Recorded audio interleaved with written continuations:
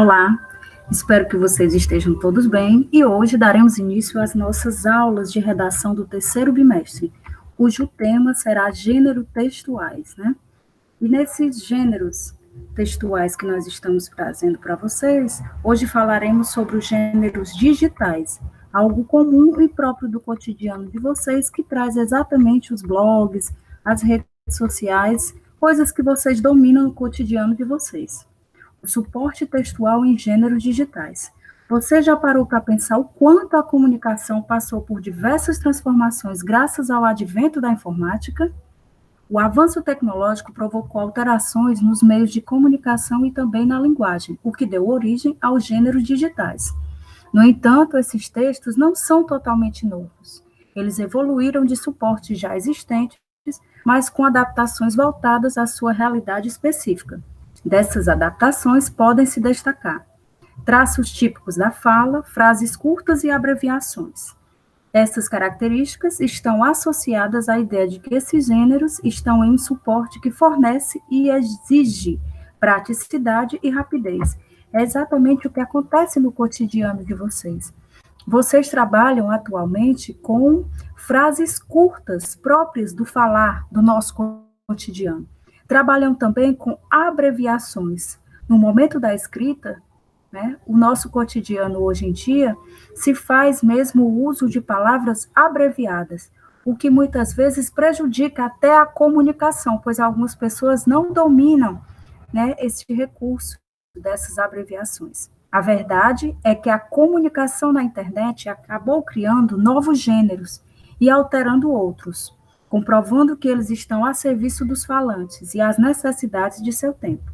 Se antes enviávamos cartas, nós as substituímos por os e-mails e hoje por mensagens instantâneas, como WhatsApp, Messenger ou Telegram. Embora os meios tenham sido transformados, a estrutura de comunicação e a forma com a qual nos expressamos continuam seguindo parâmetros que estabelecem uma relação dialógica com formas textuais pré-existentes. Isso nós observamos exatamente ao escrevermos. Muitas vezes as coisas vêm se modificando, mas nós ainda temos no nosso subconsciente coisas ainda do passado. Dentre essas formas aí de escrita que a gente pode falar do passado, são as cartas. As cartas, elas foram substituídas, né? Pelo que nós acabamos de dizer. Hoje em dia, não se escreve mais cartas como antigamente. Nós escrevemos os e-mails, as mensagens instantâneas, ou seja, a carta foi deixada de lado, mas se faz importante que vocês conheçam a estrutura da carta do passado, né? Porque muitas vezes nós vamos utilizar nesses novos gêneros textuais que vão sendo criados. Ao escrever uma mensagem instantânea, temos a estrutura textual em mente. Iniciamos com a pergunta sobre a pessoa, oi, tudo bem? E finalizamos com a despedida, beijos, respeitando tipologias, gêneros e níveis de linguagem.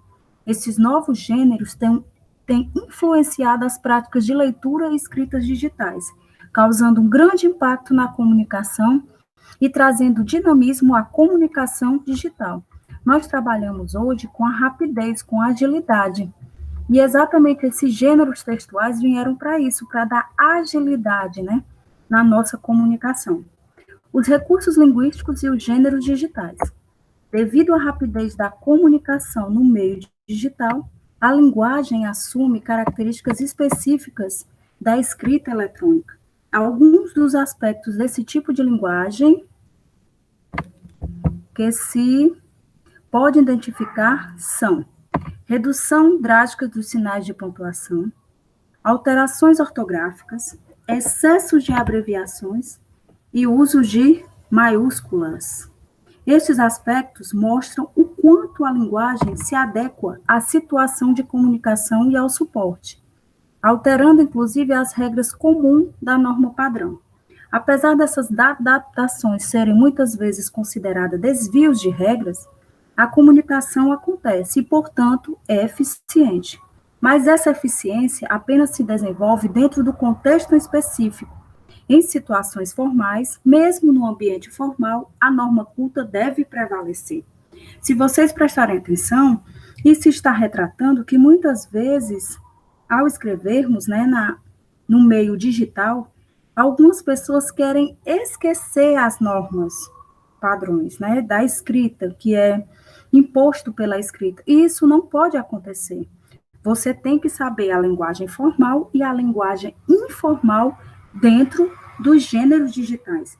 Porque muitas vezes, se você estiver num ambiente formal, você vai ter que escrever tudo corretamente da mesma forma como você escreveria se você estivesse, né, no ato da escrita, né, que você faz na escola, no seu cotidiano, no dia a dia. Não é cobrado de você as regras formais? Sim, é cobrado. Então, no meio digital também lhe será cobrado isso. Você tem que saber as regras gramaticais. Muitas pessoas relatam uma certa resistência à comunicação virtual, como se esse fosse um aspecto desprovido de regras, sobretudo no que diz a respeito à linguagem, mas isso não é verdade. Você tem que manter o padrão formal de escrita dentro dos meios digitais. Somos falantes habilidosos, sabemos quando e como utilizar os diferentes níveis de fala, até mesmo nos ambientes virtuais, compreendendo que há níveis distintos de formalidade e informalidade. A verdade é que o mundo virtual e a comunicação estão intrinsecamente relacionados e certamente antigos gêneros serão adaptados e outros novos surgirão, o que nos proporcionará novas e ricas descobertas para o campo da linguagem. Ou seja, por mais que tenhamos novas formas de escrita, o passado é importante também. Você deve alinhar o que você aprendeu no passado com a linguagem, né, renovada, nova, que surge, né, com as novas tecnologias. É importante você alinhar o passado e o presente. A caracterização dos interlocutores na comunicação tecnológica. Assim como os demais processos de comunicação, nos gêneros digitais, também há a presença de interlocução, que muitas vezes, dependendo do contexto, é explícita, principalmente nas redes sociais. Nesse ambiente, é comum os interlocutores trocarem de papel durante o diálogo, assumindo a função de leitor e simultaneamente de escritor. Para identificar quem é o autor do texto, um dos mecanismos possíveis é a análise das variações linguísticas presentes no discurso, verificando marcas de linguagem que podem representar fatores como idade, região e profissão.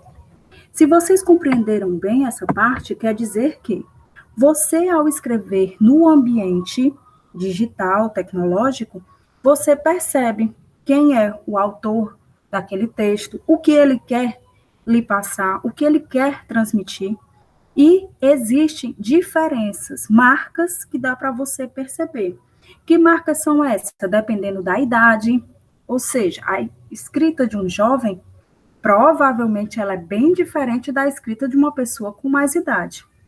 A região também influencia. Por quê? Porque nós temos os regionalismos. Quem mora no Nordeste, muitas vezes na sua escrita, existem palavras que não estão presentes nas pessoas que moram no Sudeste. As profissões também interferem no momento da escrita. Lógico, um médico, ele vai escrever provavelmente e muito diferente de um arquiteto. Ou seja, existem expressões que são próprias de determinadas profissões. E isto estará presente na escrita também, no meio tecnológico, na escrita das pessoas. A função social das novas tecnologias. Caracterizada como uma sociedade da informação, a comunicação nessa era ocorre de forma rápida, instantânea e prática, além de permitir interligações entre os indivíduos. Dessa forma, os hábitos do cotidiano se alteram, tornando os indivíduos agentes comunicadores. Nesse processo de transformação, nota-se o aspecto negativo de afastamento das relações pessoais, mas, ao mesmo tempo, é notório também o enriquecimento cultural, por ter contato com a pluralidade de informações, inclusive vindo de pessoas de lugares diferentes e distantes, que as tecnologias conseguem aproximar. Ou seja, a tecnologia ela foi importantíssima, porque ela traz um número de informações gigantes em um curto espaço de tempo.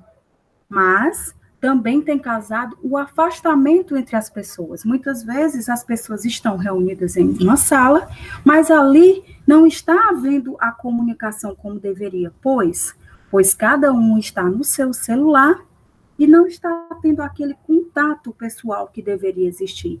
E isso aí, para muitos, é um aspecto negativo dos novos meios tecnológicos. Outro passo aqui que é colocado é que a internet, ela traz uma gama enorme de informações em um curto tempo, né? Em um curto espaço. E você pode estar aqui, muitas vezes, citando como exemplo no Ceará, e ter informações reais de coisas que estão acontecendo nos Estados Unidos. Ou seja, a tecnologia ela está aproximando as pessoas, trazendo informações de modo mais rápido. Né? É isso que a tecnologia tem nos trazido para o nosso cotidiano. Agilidade, rapidez. Né? As coisas acontecem rapidamente. Surgimento do hipertexto. Os gêneros digitais podem ser observados também na comunicação típica das redes sociais. Postagens, compartilhamentos, tweets, entre outros, comprovam que o advento da tecnologia digital preferimos pelo encurtamento dos textos e o uso de hipermídias e links que possibilitam a criação de um interessante hipertexto. O que é o hipertexto? O hipertexto é nada mais, nada menos do que você, como aluno, está aqui pesquisando sobre um determinado assunto e ter ao seu alcance informações extras. Basta você clicar, abrir links aqui no seu computador e você terá um leque de informações enormes simultaneamente, se você quiser.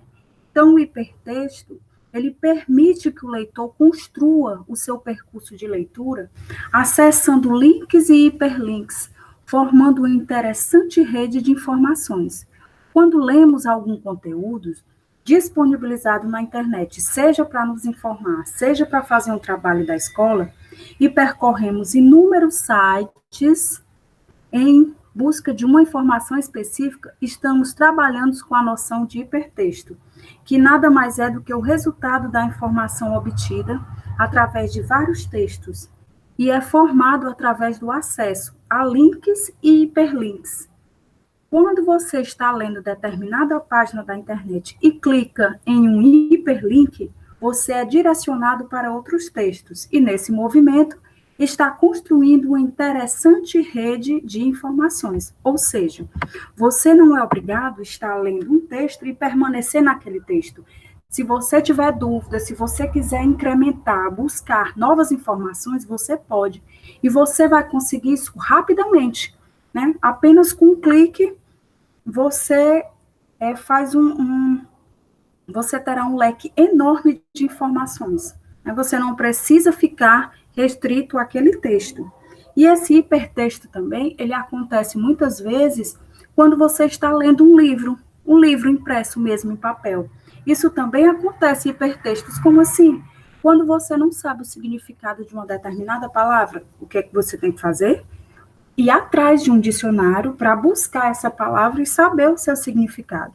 Então, isso aí você vai estar o quê? Fazendo um hipertexto, você vai estar melhorando a sua informação, né, daquele assunto ali que você está lendo. Então, isso aí trata-se de um hipertexto. Quem inventou esse termo hipertexto foi um norte-americano chamado Ted Nelson. Ele é filósofo, sociólogo e pioneiro da tecnologia da informação. Lá nos anos 60, há mais de 50 anos, ele imaginou que um dia seria possível acessar textos eletrônicos disponíveis através de uma tecnologia radicalmente nova. Naquela época, a ideia de Ted Nelson poderia soar estranho e até mesmo serviria de roteiro para um filme de ficção. Mas o tempo e as inovações tecnológicas provaram que ele estava certo. Primeiro veio o computador, em seguida a internet, que se popularizou nos anos 90, e depois os diversos suportes tecnológicos portáteis. Veio os celulares mais modernos, tablets, os smartphones, que nos permitem acessar os tais textos eletrônicos em qualquer lugar e a qualquer hora do dia. Ou seja, a internet veio para trazer a rapidez, a fluidez das coisas. Você tem acesso rapidamente ao que você quiser a partir do seu celular. Os principais gêneros digitais. Existem diferentes gêneros textuais digitais que estão presentes nas mídias digitais. E com o passar do tempo, é bem provável que outros surjam, que outros apareçam. Vale a pena conferir os principais conceitos a serem usados. No nosso cotidiano, hoje em dia, nós temos alguns termos que são necessários, que vocês compreendam, né, no momento de acessar, de ter acesso mesmo à internet. Vamos lá. Estes termos são o currículo web. O currículo é uma das principais ferramentas para conseguir um emprego. Durante muito tempo, era comum que as pessoas entregassem pessoalmente esses documentos nos lugares que pretendiam trabalhar. Com o avanço da tecnologia, em especial da internet, essa realidade foi alterada. Hoje, grande parte das pessoas e empresas optam por trabalhar com o currículo na web. Neste sentido, uma plataforma digital é utilizada para fazer o currículo. Nela, são disponibilizadas ferramentas para que o candidato apresente documentos, fotos e, se necessário, até mesmo arquivos de vídeo e de voz. O GIF. O GIF é um formato bastante comum nos meios digitais, em especial nas redes sociais. De maneira geral, este gênero trata de uma montagem de imagens que se sucedem de maneira repetida, como uma espécie de vídeo de curta duração. Geralmente, os GIFs são utilizados juntamente de textos verbais e não verbais. O principal objetivo deste tipo textual é tornar a comunicação mais rápida, dinâmica e mais eficiente, abrindo um maior espaço para a compreensão subjetiva. Os fanfictions. A fanfiction, também conhecida apenas pela abreviação fanfic, é um dos gêneros digitais mais utilizados por fãs de literatura e cinema. Muitas vezes ela pode ser compreendida como um novo tipo literário, desenvolvido pelos fãs de determinada obra. Em geral, aquelas pessoas que consumem determinado conteúdo, filme, livro, série, games, se propõem a narrar uma história ficcional a partir dos roteiros e narrativas já existentes. Dessa forma, esse gênero é fruto das próprias interações no espaço virtual, tendo nascido, se desenvolvido e se popularizado por meio das plataformas digitais. Quem mantém as fanfics vivas são os próprios fãs, que também são, ao mesmo tempo, autores e leitores. Ou seja, neste momento aqui na internet, esse texto ele é construído com a ajuda das pessoas. Uma pessoa começa a escrever, deixa lá disponível, e vem outras pessoas que também podem escrever ali, auxiliando, né? E, no final, você terá ali esse fanfic vivo, né, feito pelas pessoas, pelos seus fãs. O vlog. O vlog. Vlog é um termo muito popular. Em grande parte, ele se assemelha aos famosos blogs. Contudo, existe uma diferença primordial. Enquanto os blogs são formatos escritos, os vlogs são vídeos. Quem desenvolve um vlog é geralmente conhecido como vlogger ou vlogueiro. Geralmente, os produtos desse tipo de conteúdo fazem publicações regulares, com o intuito de garantir engajamento e envolvimento do seu público. Uma das principais plataformas de vlogs é o YouTube. Wiki. Wiki é um gênero bastante antigo dentro da internet. Contudo, tem ganhado cada vez mais espaço com o passar do tempo. De maneira geral, esse formato é marcado pela escrita colaborativa. Por meio de um código aberto, qualquer pessoa pode editar o conteúdo exposto. Normalmente, todas as versões da página ficam salvas em uma espécie de histórico da plataforma em que são publicadas. Nós temos o podcast, pode tratar de qualquer tema e é oferecido apenas em áudio. Se vocês são fãs, né, se vocês utilizam demais esses meios tecnológicos, esse podcast é algo que está sendo bastante utilizado hoje em dia, né? O e-mail, ele é semelhante às cartas, funciona como um correio digital, onde pode ser enviadas mensagens formais ou informais, ou seja, o e-mail, pessoal, ficou no lugar da carta. O meme, viral com caráter humorístico em diferentes formatos, ele tem imagem, vídeo ou áudio, e que pode ser adaptado de acordo com o contexto. Meme também já é o comum próprio de vocês já dominam e muito o que se trata, o que vem a ser o meme. O chat é um espaço para conversa em grupo ou apenas com contato, que pode acontecer por um site ou um aplicativo. O aplicativo mais famoso atualmente com essa função é o WhatsApp, algo que nós utilizamos, que é próprio do nosso dia a dia, que é importantíssimo para a nossa comunicação. Hoje em dia, praticamente, as pessoas não conseguem mais viver se não for, né, com o seu celular na mão e através do WhatsApp, né, trocando informações, dados, né, algo comum próprio do nosso dia a dia. Nós temos a propaganda online. Aparece em diversos formatos e tem a finalidade de apresentar um produto ou serviço de maneira contextualizada com a atividade virtual do indivíduo. Ou seja, a propaganda é algo que, querendo ou não, ela aparece no seu contexto digital. Você pode estar no YouTube assistindo um filme. Em algum momento, esse filme é parado, é paralisado e aparecem essas propagandas, né? São as vendas. Muitas vezes até atrapalham, né? Mas é algo comum. Ela existe, que é exatamente com o objetivo da venda. Ela tem que existir, né? Nos gêneros digitais. Nós temos o blog post, geralmente se apresenta em formato de texto, mas pode estar associado a vídeos, fotos e áudios. Tem o objetivo de passar uma mensagem mais completa e é publicada em um site próprio. Ao incentivar a produção desses contextos, o educador, ao mesmo tempo, introduz o contato com a tecnologia de forma direta e exercita a criatividade. Já a interpretação das mensagens desenvolve o senso crítico e abre portas para a discussão de temas importantes, como a segurança online, o cyberbullying e a busca por fontes seguras. E atualmente é um dos temas que mais se discute na atualidade. São a busca por fontes seguras. Nós, como consumidores, né, dos gêneros digitais, nós somos todos os dias bombardeados por informações falsas.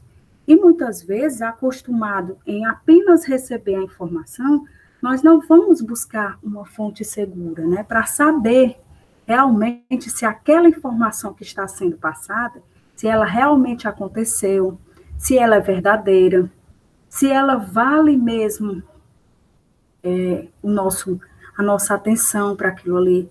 Então, temos que ter muito cuidado com as fake news, algo comum e próprio do nosso dia a dia.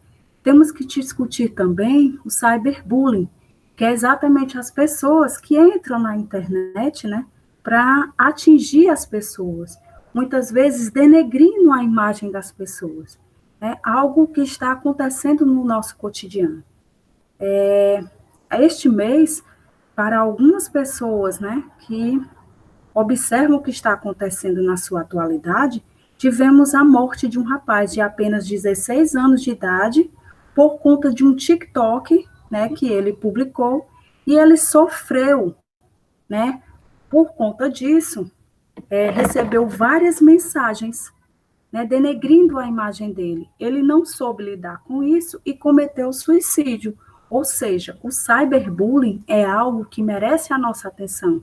Temos que ter cuidado. Inclusive, está sendo criada uma lei para punir as pessoas, né, que se utilizam da internet para falar mal de outras, né, apontar erros. Então, isso aí já está sendo discutido. Nós temos que ter cuidado com o que escrevemos na internet, né? A internet, pessoal, ela é vigiada.